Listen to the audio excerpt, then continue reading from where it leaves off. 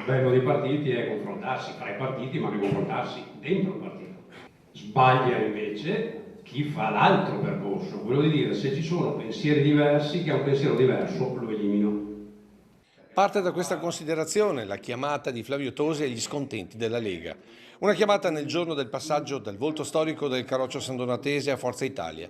Gianluca Forcolin, già parlamentare, vicepresidente della regione ed ora nella giunta di San Donato Comune Civica, ha detto addio al partito di Salvini per quello del Cavaliere, chiamato da un altro ex leghista, ora coordinatore veneto degli Azzurri. Quello che sto cercando di fare è avvicinare amici, non solo ex leghisti o leghisti, per far sì che c'è un progetto politico serio, fatto di persone competenti e affidabili, e portarle con me in questo progetto, con me e con Forza Italia.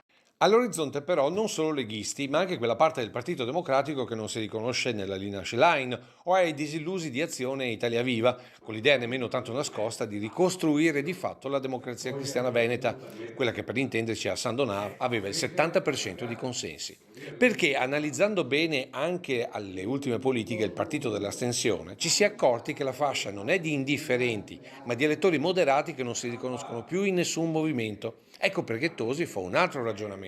La DC Veneta è la madre di Forza Italia da un punto di vista programmatico, da un punto di vista della rappresentanza territoriale, dal punto di vista della buona politica, perché la DC Veneta è quella che ha fatto il Veneto insieme alle aziende e alle famiglie.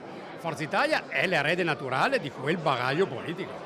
Ed è con questo concetto che Tosi punta per il 2024 alle europee, alle amministrative in diversi comuni e alle rinate province, anche se il bersaglio grosso è già fissato per il 2025.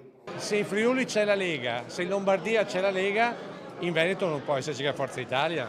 Allora, questo sarà il tavolo nazionale a deciderlo. Il primo tema è ci sarà o non ci sarà il terzo mandato, che per Luca Zaia in realtà sarebbe il quarto.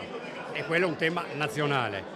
Come nazionale sarà la scelta dei governatori, ci sarà un equilibrio nazionale ed è chiaro che dipende anche da noi. In base a quello che noi dimostreremo come Forza Italia potremo poi provare a chiedere in chiave prospettica.